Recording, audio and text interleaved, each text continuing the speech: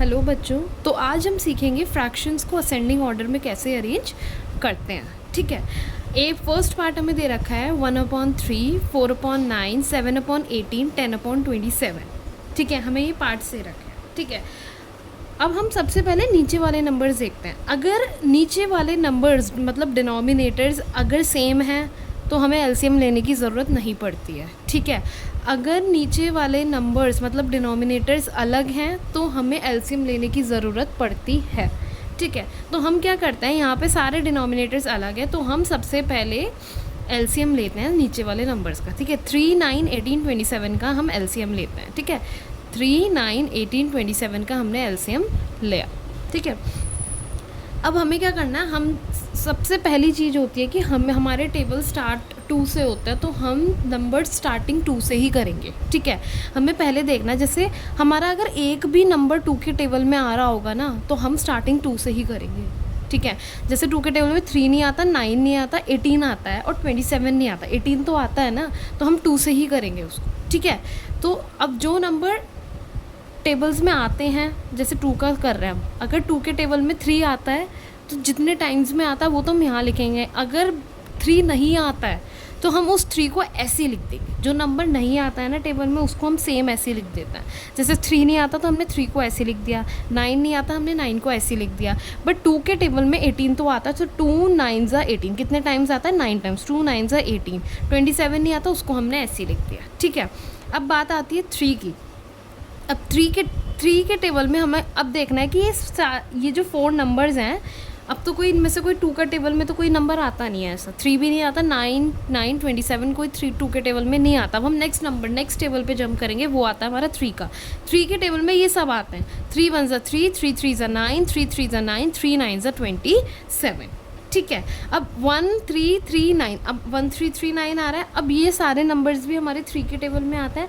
अब हमें क्या करना है, हम फिर 3 से करेंगे क्योंकि 3 के टेबल में आता है ना, इसलिए हम दोबारा 3 से करेंगे। तो 3 के अब जैसे कोई नंबर है जैसे 1 है। ठीक है, अब 1 तो हम 1 का तो कुछ कर नहीं सकते ना, तो 1 को हम ऐसे ही लिखेंगे सेम। ठीक है, तो 1 तो हमने ऐसे ही लिख दिया। 3 1 3, 3 1 3, 3 3 9। ठीक है, अब हमारे नंबर्स बचता है 1 1 1 3। ठीक है, अब हमारे ये वाले नंबर्स बचते हैं। अब हमें क्या करना है, ये 1 1 तो हम ऐसे ही लिखेंगे। ठीक है, अब 3 तो 3 के टेबल में आता, फिर दोबारा 3 से करेंगे। 3 1 1 ऐसे आ गया, 1 ऐसे आ गया, 3 1 3 आगे समझ।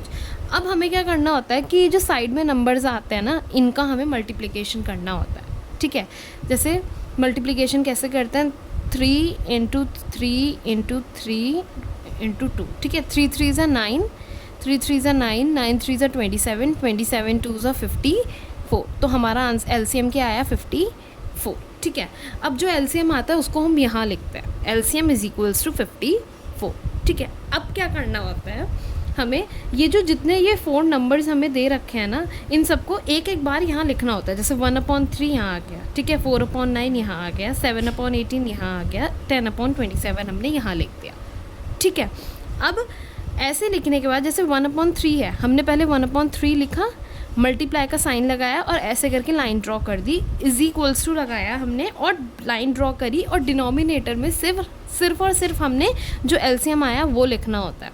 डिनोमिनेटर में जो एलसीएम आता है बस हमें सब में वो लिखना होता है, 54। ठीक है, तो हम स्पेस, बाकी हमारी ये स्पेस खाली रहेगी और ये वाली स्पेस खाली रहेगी। ठीक है, अब हमें क्या करना होता है कि अब हमें यहाँ पे ना नंबर फिल करना होता है कि 3 को किस नंबर से मल्टीप्लाई करें कि हमारा 54 आए।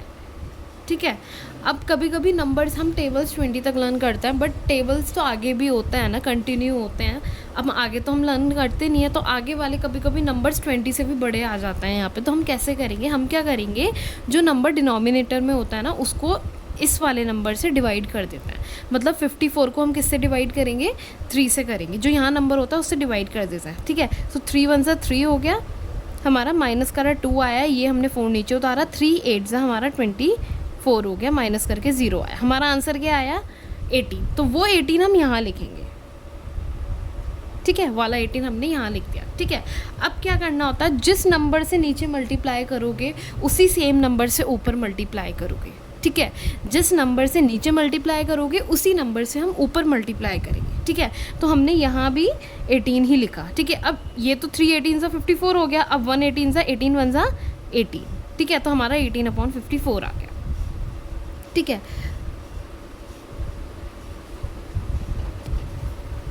ठीक है, अब नेक्स्ट नंबर हमारा 4/9 है, ये स्पेस खाली, ये वाली स्पेस खाली एंड ये वाली स्पेस खाली है। 54 हमने डिनोमिनेटर में ऐसे ही लिखना है, सब में डिनोमिनेटर में 54 लिखा जाएगा, ठीक है।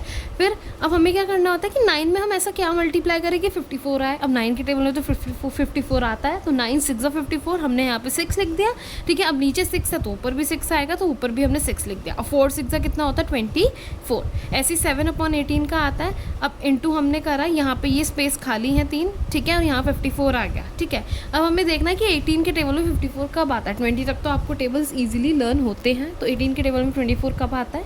18 3 से 24 होता है, यहाँ पे 3 लिखा, नीचे 3 से मल्टीप्लाई करा है तो ऊपर भी 3 से ही करेंगे, तो ऊपर भी 3 आ गया, ठीक है। और 7 3 से कितना होता है 21, ठीक है। अब सेम ऐसे ही आता है कि अब बात आती है ना कि अब 10/27 है, स्पेस खाली है ये वाली, यहाँ पे हमने 54 लिखना ही है, ठीक है। अब 27 में क्या मल्टीप्लाई करें कि 54 आए। 27 में क्या मल्टीप्लाई करें कि हमारा 54 आए, ठीक है। अब 27 2 सा क्या होता है हमारा 54, ठीक है।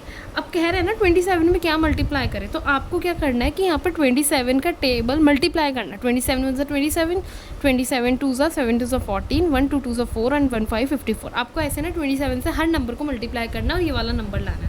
तो 27 2 54 होता है, ठीक है। तो यहाँ पे हमने 2 लिखा और ऊपर भी हम 2 से ही मल्टीप्लाई करेंगे, 10 2 20 हमारा आ गया, ठीक है।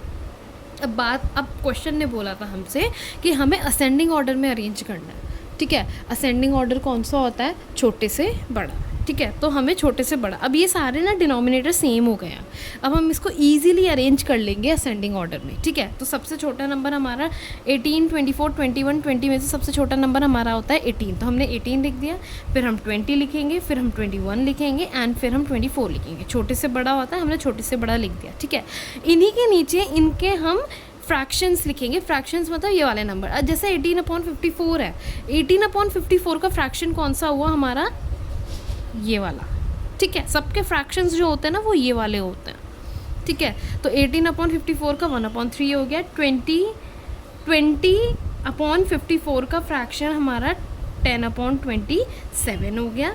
फिर 21/54 का 7/18 हो गया, ये रहा फ्रैक्शन उसका, ठीक है। एंड 24/54 का फ्रैक्शन हमारा 4/9 हो गया, ठीक है। अब हमने इसको असेंडिंग में भी अरेंज कर दिया और ये हमारा पूरा सॉल्यूशन कंप्लीट हो गया, ओके।